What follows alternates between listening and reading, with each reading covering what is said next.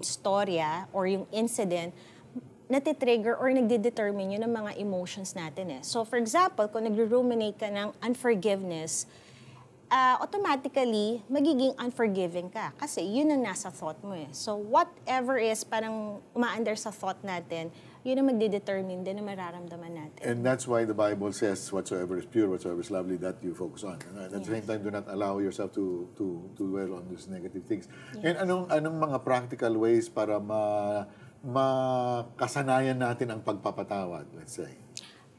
For example, kasi si Dr. Edward Worthington, he's a renowned author in the States. Nag-conduct din siya ng klase dito sa Philippines. So, dun, umattend ako ng klase niya. Tapos may mga steps siya doon para in order to deal with issues on unforgiveness. Isang step doon is recalling the hurt.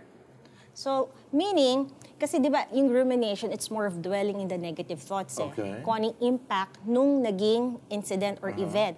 Pero yung recalling the hurt, it's more of recalling the hurt. You have to recall the hurt as objectively as possible. Meaning, hindi mo kailangan dagdagan o bawasan. Huwag mong haluan. Balikan lang yon tapos you forgive that na, then you move on, ganun ba yan? Not exactly. So when you recall the hurt, you have to attend to the emotions that would surface. For example, dumating na yung anger. So dun sa anger na yun, you have to parang know kung saan part of your body mo na sense yung anger. Kasi that's what I do with my clients. I do emotion coaching. What part of the body? Yeah. For example, I would ask you, where do you feel the anger? And if you would say na you feel the anger in your hands, kasi Meron palang ganun? Okay. This is news to me. Yeah. So, pag na-feel mo yung anger dun sa hands mo, I would ask you, then feel the sensation. Minsan, di ba, pag galit tayo, parang You clench your fist. You clench your fist, so doon mo nararamdaman yung galit. So, after that, I would ask my client na, sige, just feel the sensation of anger, then just listen to the message.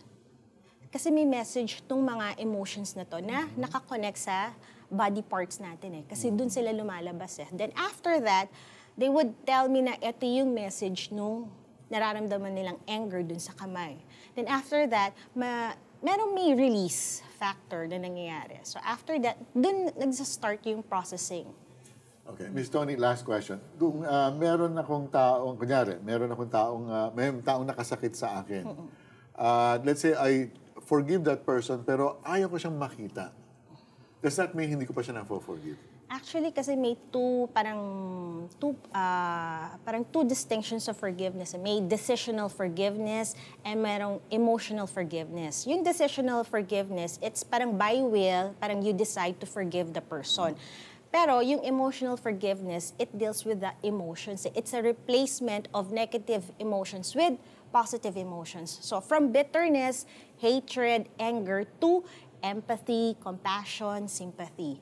So siguro doon sa person na yon, she or he has decided to forgive the person.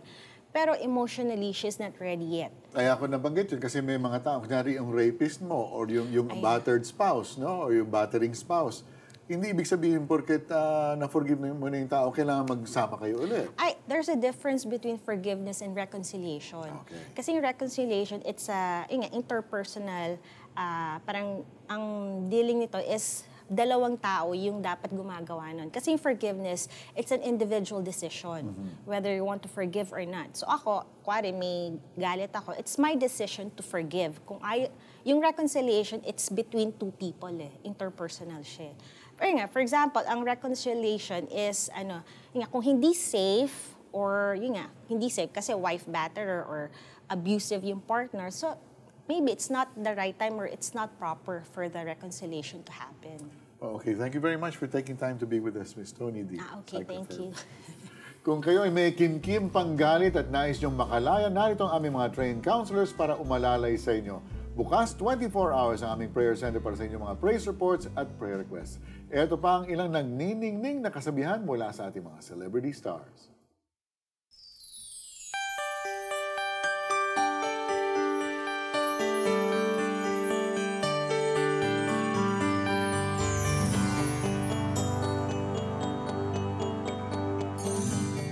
slowly I learned to forgive those who have done this injustice to us, you know. When I see my son suffering, it's very hard, you know, for a mother to say, oh, nakalimutan ko naman yan. Pero dahil sa kabutihan ng Panginoon, matututunan mo ang ibig sabihin ng forgiveness. Babaeng may tampo sa kuya at ama idinaan sa pagpipinda. Ano daw? Hindi mo pa maintindihan yan, JC, pero mamaya ipapaliwanag natin. Ipapaliwanag din natin ang sagot sa ating question for the day para manalo ng premyong ito. More inspiring stories.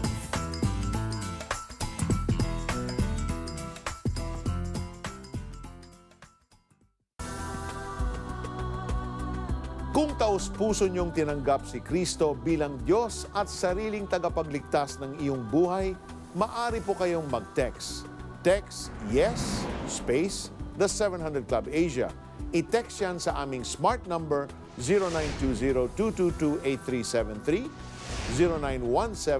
0917-406-5001, 0923-428-2915.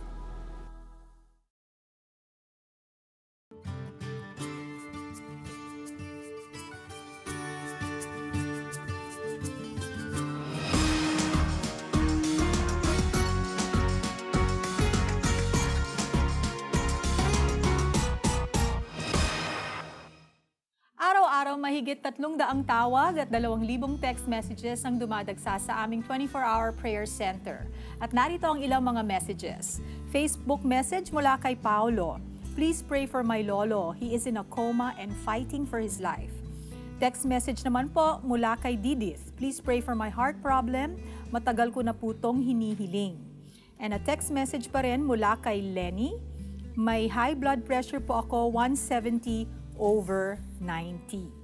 Alam niyo po, sa Bible, pag nagbasa kayo ng Bible, makikita niyo si Jesus, patuloy ang kanyang paglapit sa mga may sakit at patuloy din siyang nagpapagaling. Kaya't ngayon, tayo ay lalapit sa kanya dahil ang kagalingan po ay nanggagaling po sa kanya. Tayo po'y manalangin. O Panginoong Diyos, maraming salamat at ikaw ay isang Diyos na mahabagin at mapagmahal. Lord, alam niyo ang dinadaanan ng bawat nanonood sa atin ngayon. I pray specifically also for the requests of Paolo, Didith, and Lenny. Lord, kami ay lumalapit sa inyo. Wala pong imposible sa inyo. We know, Father God, that power can come out from you. Kapangyarihan ay pwedeng lumabas mula sa inyo para magpagaling. Lord, we ask right now that you send your word out to heal. Those in a coma, Panginoon, you are reaching out to them, Lord. And by your grace and by your mercy, Father, you will wake them up. You will wake them up, Lord God. Ikaw ang nagpapabuhay sa mga patay, Lord God. We know that you can wake up people who are in a coma. Right now, Father, we are thanking you for all the heart problems that you are healing right now. Merong mga nagsasuffer because they have difficulty breathing, they have blocks in their heart, oh Lord. Matataas ang mga blood pressure nila, Panginoon. Right now, we thank you that you are releasing your word and healing them, Father. Thank you, Lord, that you are the same yesterday, today, and forever.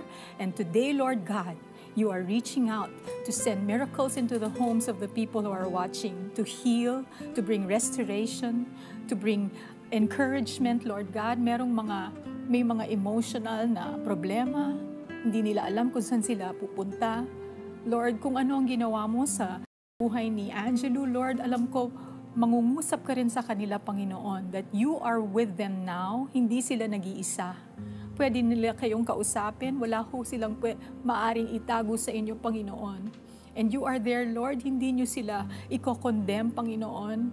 Ikaw ay nag-iintay, gusto mo silang yakapin at intindihin at unawain.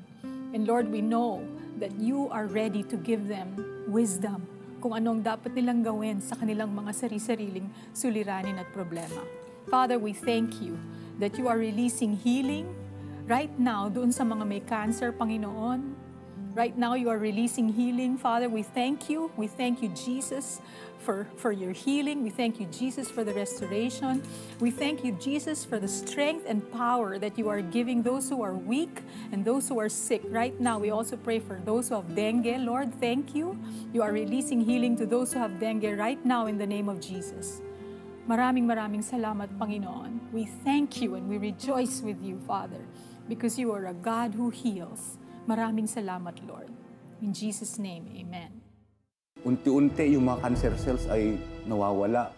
Yung buko lumiit ng lumiit until such time na wala na akong makapa. Without explanation, nawala siya eh. It's a miracle talaga. Glory to God. Ilan lamang sila sa mga pinagaling ng Panginoon. Ilang lamang sila sa mga nagbigay ng pasasalamat at papuri sa makapangyarihang Diyos. Ikaw, nakaramdam ka ba ng kagalingan, himala at pagpapala? Balitaan nyo naman kami, kaibigan, at sabay-sabay natin ihayag ang Diyos ay mabuti. Tawagan nyo naman kami sa 810-7717 or 810-7176 o mag-text sa aming smart number 0920-222-8373 or Globe 0917-406-5001 at Sun number 0923-428-2915 or shout out that good news through our Facebook wall. Just type the keywords, The 700 Club Asia.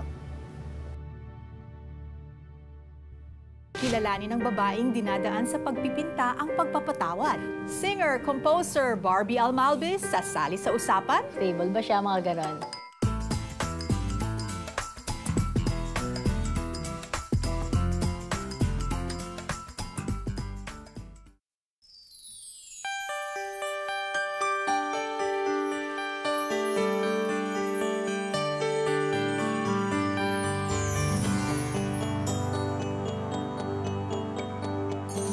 In everything I do. Kahit na ang call time ko 4 a.m., kailangan magbasa pa rin ako ng Bible ng 3 a.m. Alam ko na if I put Him first, if I seek Him first, siya ang mag-aalaga sa akin.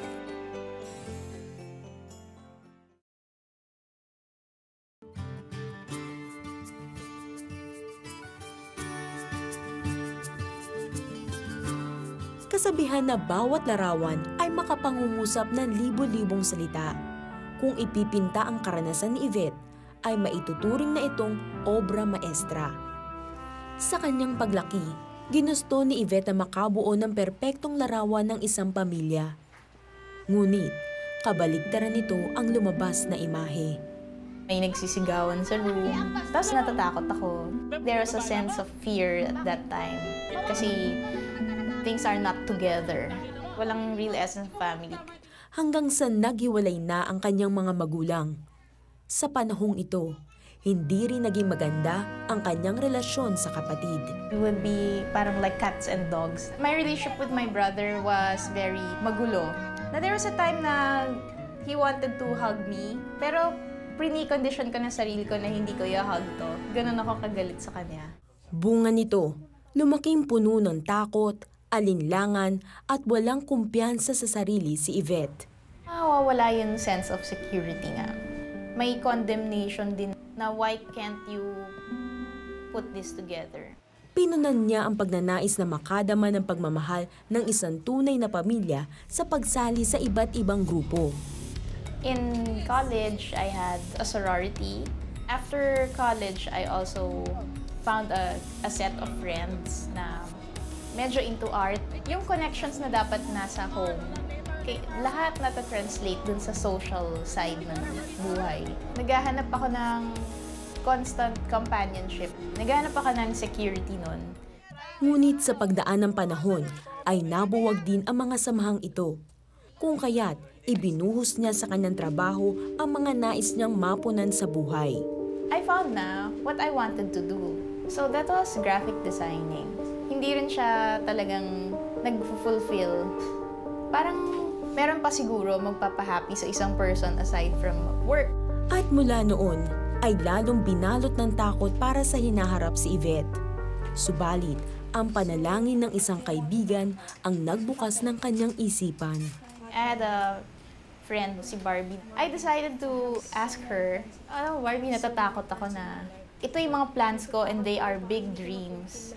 And what if I can't fulfill them? Kung saan ba pupunta yung life niya, saan ba yung purpose niya, saan ba pupunta yung career niya, magiging stable ba siya, mga ganon. So, basically, yun lang mga concerns niya at the time. So, nagpaalam siya if she could pray for me. When she prayed for me, she mentioned na the devil would put fear and that God would cast it away. Yung fear na yan, hindi nanggagaling kay God yan because God has a different plan for your life and it's a good plan. Matapos nito, ay napaligiran na si Yvette ng mga taong maglalapit sa kanya sa Diyos. Di naglaon, tinanggap niya ang Panginoong Hesus bilang tagapagligtas. Meron akong growth na na-experience dito. Tapos, God's mercies are new every day. Di nagtagal, ang pusong dating takot ay nabigyan ng bagong lukso ng pag-asa. Na-realize ko, yun, galing kay God yung happiness. So, kaya pala maging happy ng tao. He'll provide the people to accompany me. Yun, there's no need to struggle for myself. That big obstacle, which is fear in her life, once she overcame that, it's even made her even more parang capable of helping others. Umapaw rin ang pagmamahal na naranasan ni Yvette kay Jesus hanggang sa kanyang pamilya. At nagsimula ito sa kanyang kapatid. God gave me the grace to forgive him. I texted him na sorry. Naging cool kami after that. Sa dad ko, naging better in relationship. Mas sobrang less anger. With my mom, na-enjoy ko na siya ngayon. She has a different personality. Ngayon, hindi man makabuo ng kumpletong larawan ng isang pamilya, pinili pa rin ni Yvette na mag-alay ng obra para sa mga magulang. That one is entitled Reconciliation.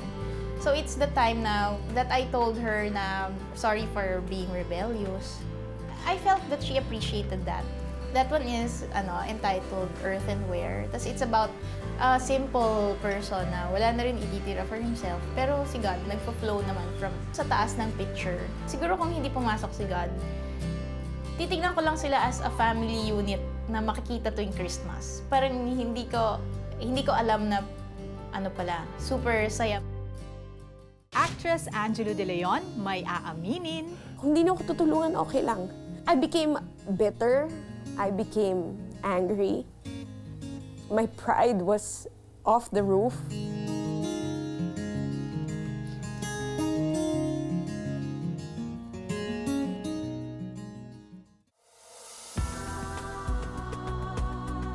Kung taos-puso niyong tinanggap si Kristo bilang Diyos at sariling tagapagligtas ng iyong buhay, maaari po kayong mag-text.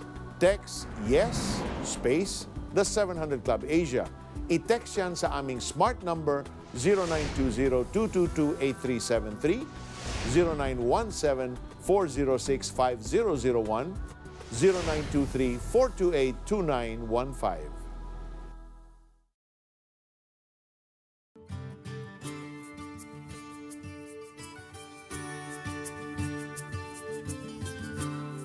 Handa ka na bang manalo ng mga premyong ito? Sagutin lamang ang aming question for the day. Ang tanong, pang-ilang birthday ni Angelou De Leon nang sinuko niya ang kanyang pagod na buhay sa Panginoon? Is it A, 27, B, 28, or C, 30?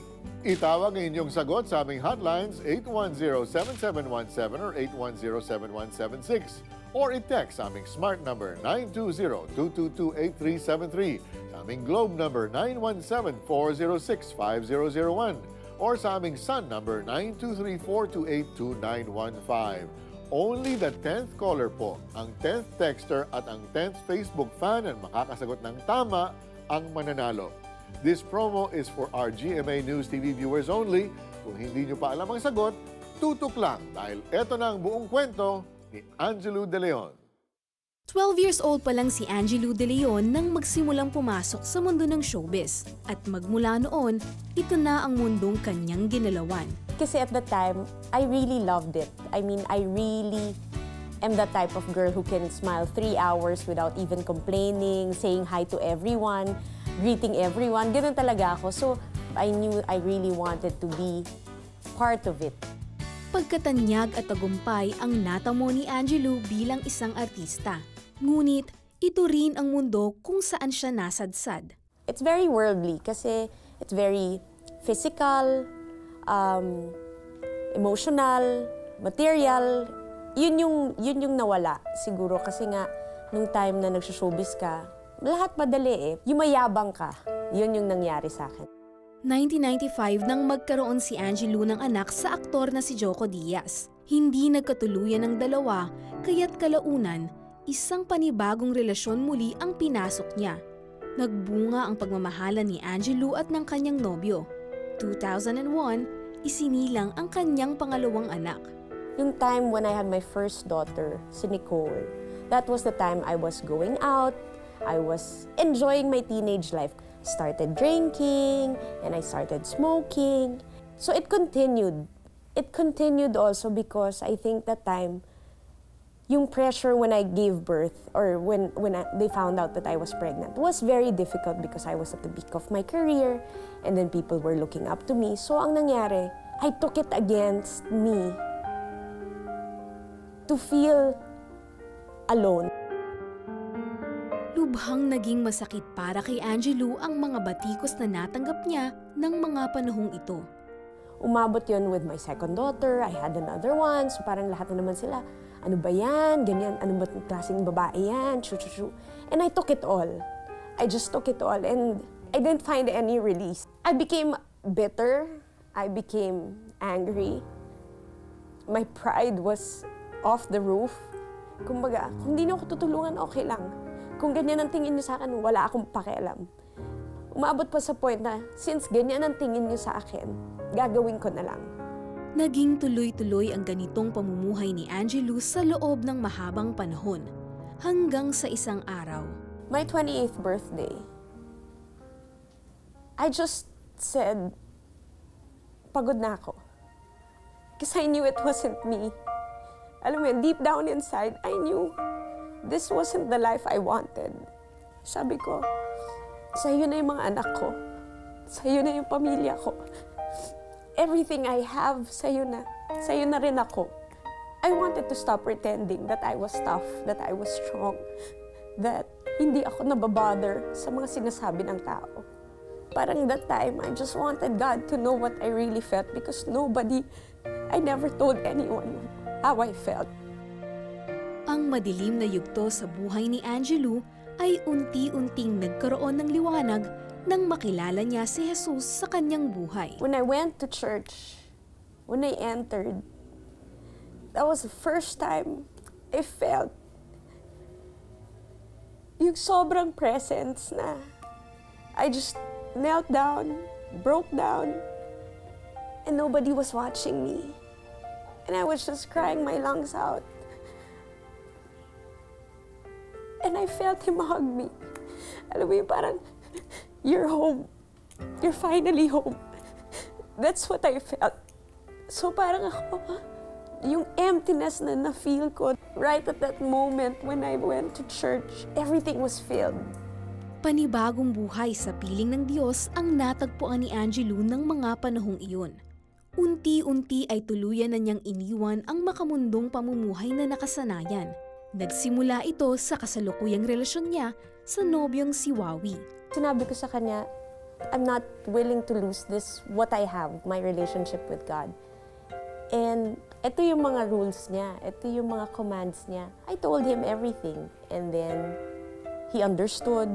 Isang regalong maituturing ang naging relasyon ni Angelou sa nobyong si Wawi at ang kanilang pagmamahalan ay nauwi sa habang buhay na pagsasama.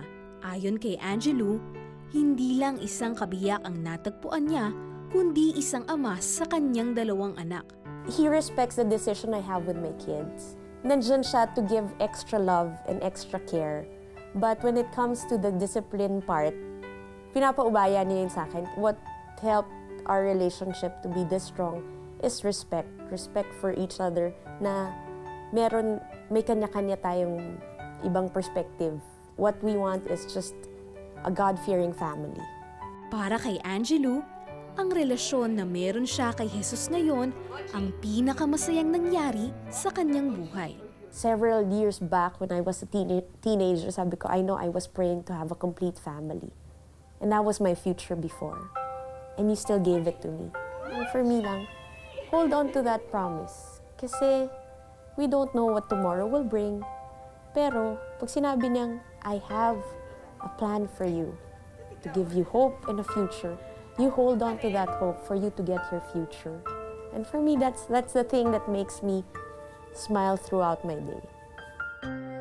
Ayan, ano pang hinihintay nyo? Tawag na po, mag-text or i-shoutout na ang inyong sagot sa aming Facebook wall, The 700 Club Asia. At sa aming mga Facebook fans, pwede lamang kayong sumagot sa aming promo link na makikita sa aming Facebook wall. Our contact information is on your screen, and this promo is for GMA News TV viewers only. Ano, nagustuhan mo ba yung kwento ni Angelo? Oo naman. Ganda, I mean, no? it was so, talagang makikita mo yung puso niya, no? yes. She was really talking from her heart, talaga. Even in her discussions with God, sabihin na natin, she's very transparent, very honest sa Diyos. Iyan naman talaga ang prayer, di ba? Kausapin mo lang, kasi ang Diyos, nakikita naman lahat na nasa puso natin eh. So, yan lang naman ang hinahanap ng Diyos, no? Communication, one-is-to-one, and transparency and honesty. At saka talagang nakikita mo kung ano yung kailangan ni Angelo, yun ang ipinakita ng Panginoon, di ba? Sabi niya kasi wala na siyang ibang mapuntahan di ba? And you know, the Lord is really near to the brokenhearted. We are never alone. We always have the Lord. Sa buhay, lagi natin tandaan na tapat ang Diyos para magpatawad sa atin kung handa tayo maghayag at tumalikod sa ating mga kasalanan. In the book of 1 John chapter 1 verse 9, it says, "If we confess our sins, He is faithful and just and will forgive us our sins and purify us from all unrighteousness." At sa ating wika, subalit kung ipinapahayag natin sa Diyos ang ating mga kasalanan, maaasahan nating patatawarin tayo ng Diyos sa mga ito at lilinisin tayo sa lahat ng ating kasalanan sapagkat siya'y tapat at matuwid. At dito nagtatapos ang ating maikling kwentuhan. Stories of hope, faith, and love. Mga kwento ng pagbabago para sa pagbabago. Ako po si Mari Caimo. At ako naman si Felicie Pangilinan Buison na nagsasabing kay Kristo, ang simula ng tunay na pagbabago. God bless you.